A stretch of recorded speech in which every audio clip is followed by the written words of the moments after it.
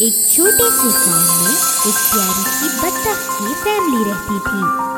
बत्तखों की माँ अपने अंडों पर बैठकर अपने बच्चों के बाहर आने का इंतजार कर रही थी। वो पूरे 7 अंडे थे। एक सुनहरी सुबह बच्चे बाहर आने लगे। थोड़ी ही देर में 6 बच्चे बाहर आ गए। बत्तख के बच्चे इस नई दुनिया को समझने की कोशिश करते हुए क्वैक क्वैक करते हुए अपनी माँ के आसपास घूम रहे थे। पर उन अंडों में से जो सबसे बड़ा अंडा था, उसमें से बच्चा बाहर आने की बहुत कोशिश कर रहा था, पर वो बाहर नहीं आ पा रहा था। और इसी वजह से बत्तखों की माँ बहुत परेशान हो गई। बत्तखों की माँ ने थोड़ी देर और इंतजार करने का सोचा और फिर वो आखिरी 7वां अंडा फूटा। वो बच्चा बहुत ही अजीब नजरों से इधर उधर देख रहा था। वो बच्चा इस बात से बहुत हैरान था कि उसकी माँ और उसके भाई बहन भी उसे अजीब नजरों से देख रहे हैं, क्योंकि वो बच्चा बिल्कुल भी अपने भाई बहन की तरह नहीं दिख रहा था। वो थोड़ा मोटा था और उसके काले और सफेद पंख थे। बाकी बच्चे उस पर हंसने लगे। मुझे समझ नहीं आ रहा कि तुम अपने भाई बहनों की तरह खूबसूरत क्यों नहीं निकले। बदसूरत, बदसूरत, बदसूरत।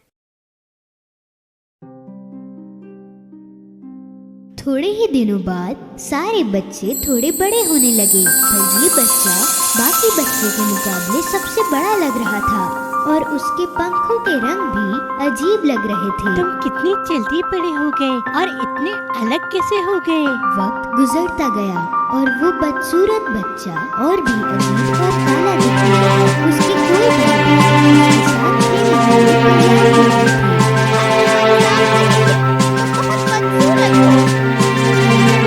सभी जानवर भी उस बच्चे का मजाक उड़ाते थे। बदसूरत हो तुम, बदसूरत हो तुम, बदसूरत हो तुम, ना ना ना ना ना ना, बदसूरत हो तुम।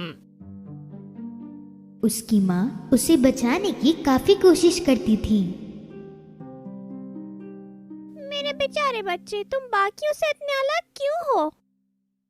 जैसे दिन गुजरते गए, वो बेचारा बच्चा उदास हो गया और उसे बहुत अजीब लग रहा था। सारी रात वो अकेले रोता रहता और सोचता कि उसे कोई भी पसंद नहीं करता। मैं इतना बदसूरत क्यों हूँ? मैं अपने भाई बहन जैसा क्यों नहीं दिख सकता?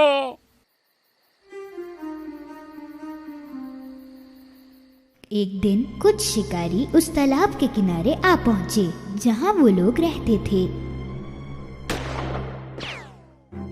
शिकारी उन बत्तखों का शिकार करने लगे। बत्तखों की माँ अपने बच्चों के लिए खाना तलाश कर रही थी और अचानक वो उन शिकारियों के चुंगल में फंस गई। उस बेचारे बच्चे को पता ही नहीं था कि उसकी माँ के साथ क्या हुआ है। वो माँ के वापस आने का इंतजार कर रहा था।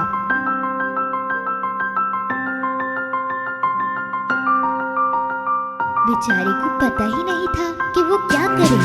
सबसे पहले वो कुत्ते के पास गया।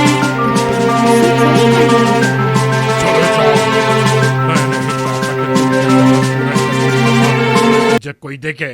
कुछ देर बाद वो मुर्गी के पास गया, पर उस मुर्गी ने भी उसका मजाक उड़ाया। मैं भी तुमसे अच्छी दिखती हूँ। बदसूरत बत्तख का बच्चा बहुत उदास हो गया था। किसी को भी मैं यहाँ पसंद नहीं आता। अगर मेरी माँ नहीं आती है तो मुझे इस जगह पे रहने का कोई फायदा नहीं होगा।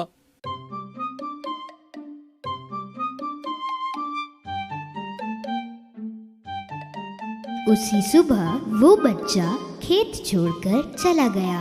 वो तैरते हुए नदी के दूसरे किनारे जा पहुंचा। वो सभी जानवरों से वही सवाल कर रहा था। क्या तुमने मेरे जैसे किसी और डक को देखा है?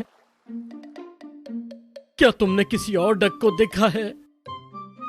तुमने मेरे जैसे किसी और डक को देखा है क्या? उसे सबसे एक ही जवाब मिला। उन्होंने इतना बदसूरत बत्तख कभी नहीं देखा था। बेचारी बत्तख ने अपनी मंजिल तय की और दूसरे तालाब में जा पहुंचा। वहाँ भी उसने वही सवाल सबसे पूछा। तुम्हें यहाँ नहीं रहना चाहिए, यहाँ पर आसपास बहुत शिकारी हैं। तुम फौरन यहाँ से चले जाओ, जाओ। बदसूरत बत्तख वहाँ से निकल गया। जल्द ही वो एक और तालाब में जा पहुंचा। इस बार वहाँ पर कोई भी नहीं था, वो अकेला ही था।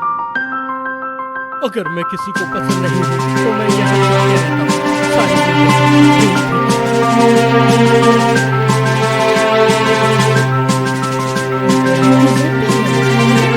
होने के बावजूद वो बहुत खुश था। एक दिन उसने देखा कि सफेद लंबी गर्दन वाले परिंदे उसकी तरफ बढ़ रहे थे। वो बत्तख का बच्चा उनको हैरानी के साथ देख रहा था। कितने खूबसूरत हैं ये, काश मैं इनकी तरह दिखता। सर्दी का मौसम आ गया और बर्फ गिरने लगी।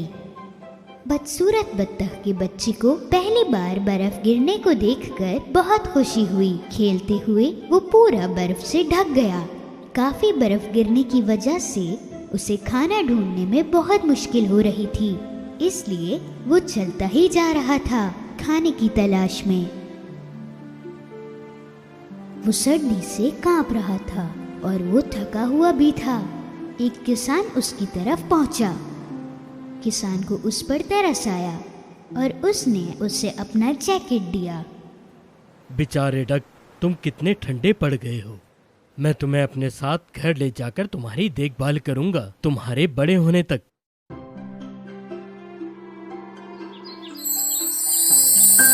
किसान ने जैसा उसे कहा उसने वैसा ही किया। जब वो बत्तख का बच्चा बड़ा हो गया तो उसे उड़ना आ गया था। बदसूरत बत्तख को घूमने के लिए ज्यादा जगह मिले, इसलिए किसान ने उसे तालाब में छोड़ने का सोचा।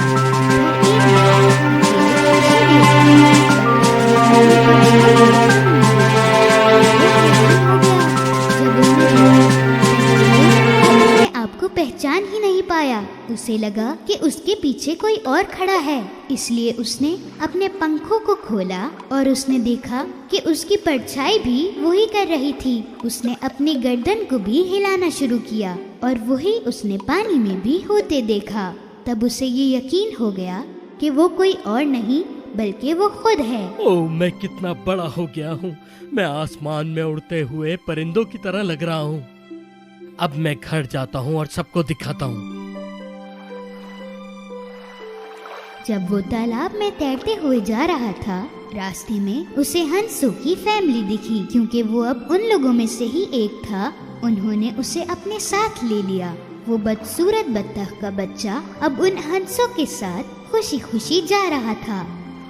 एक लड़का जो नदी के किनारे था इन हंसों को देखकर चिल्लाते हुए अपने दोस्तों को बुलाने लगा। उस छोटे वाले को देखो जो सबसे आखिर में तैर रहा है। ये सबसे खूबसूरत हंस होगा, इसे मैंने पहले कभी नहीं देखा। बिल्कुल, वो पहले से ही एक हंस था। गलती से वो अंडा बाकी बत्तखों के अंडों के साथ मिल गया था।